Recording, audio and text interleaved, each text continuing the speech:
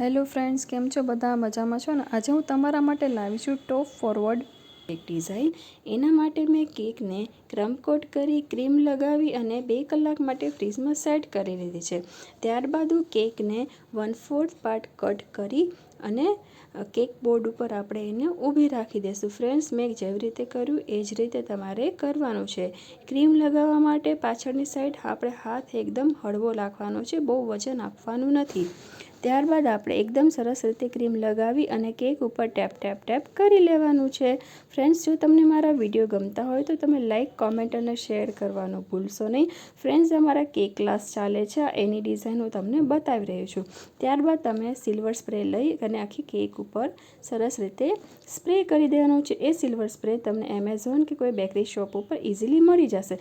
ત્યારબાદ આ પ્રિન્ટ મેં પ્રોપર કોઈ પણ તમને બેકરી શોપમાંથી મળી જશે અથવા તમે પ્રિન્ટ પણ કઢાવી શકો છો. ડેકોરેશન તમે તમારી